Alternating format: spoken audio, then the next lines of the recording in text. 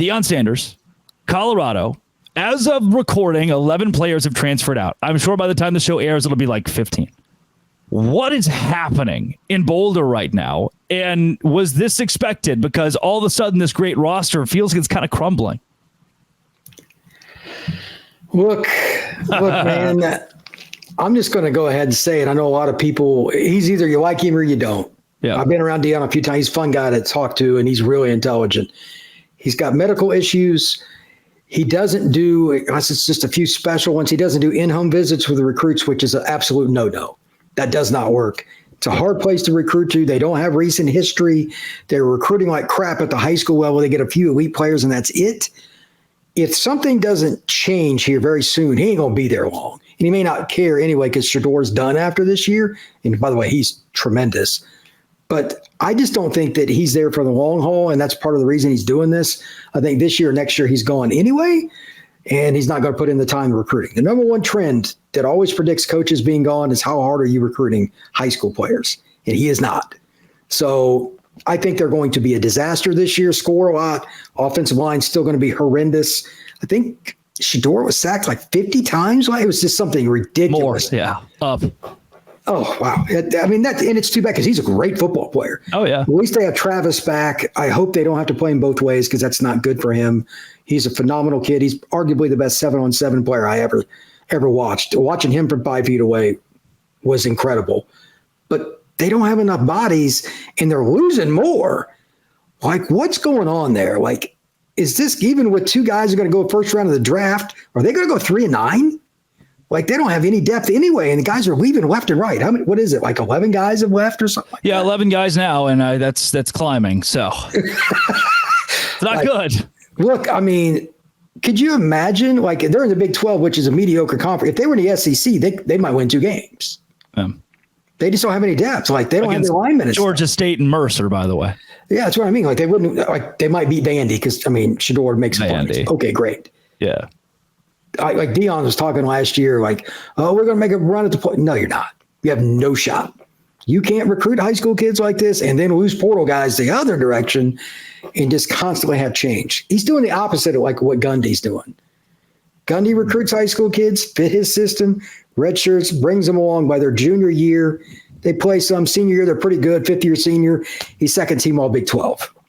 You know what I mean? It's just a system. Iowa was kind of that way at one point when they actually had quarterback play. Like, there's some schools like that.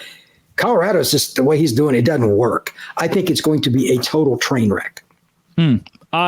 Brian, you called the Big 12 a mediocre conference on this show. I will not comment yet, but I will say that Deion has made comments saying that if this is the best the Big 12 has to offer, we'll win the league. He doesn't seem impressed by the talent elsewhere in conference. So, I mean, which not, like Utah and Arizona just also came with him. It blows my mind. Do you think, though, that the foundation has crumbled enough that Colorado pulls the trigger first, seeing the writing on the wall, and fires him, or that he gives the admirable fall on his sword and leaves?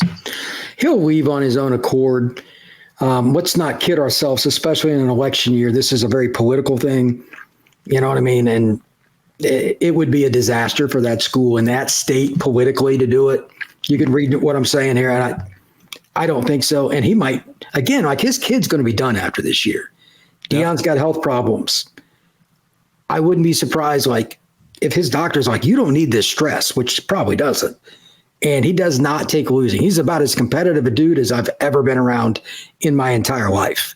I've been around sports forever. He can't stand losing a rep. So if they suck this year, I wouldn't be surprised if he walked away. 0 chance they win the league this year. 0. No way in hell. They don't have an offensive line. Quarterback semi-mobile. They don't have a consistent running game, and the defense stinks. Besides that, they've got it locked up. What is he talking? There's no way in hell they're competing for the Big 12 title. 0.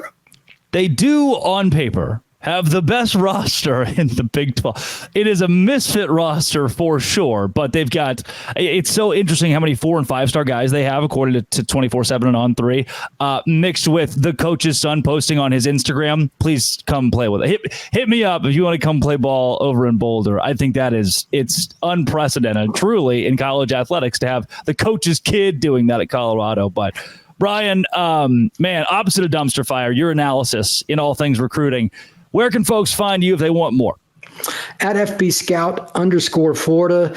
Right now, it's a lot of Twitter stuff that's just. Louisville will have a kid. Texas Tech will have a kid. You get guys like the Damian Martinez guy who's from Texas. Yep. He's from the Metroplex. I heard he's going to Miami for a visit. I can imagine what they're going to dump on him. They need a running back. Their guy's hurt. So these stories are just constant. There's something to follow, and my timeline has a lot of it. Love it. That's Brian Smith, the Locked On recruiting coordinator, joining us thanks to LinkedIn Talent Solutions. I'm Drake Toll on the Locked On Big 12 right here, where you come every day and make it your first listen every single day. This has been It Always Will Be. Come back tomorrow. We're going to talk even more on the transfer portal as well as expansion and NIL, how it affects this conference on Locked On. Thanks for making it your first listen every single day. Dose Grande.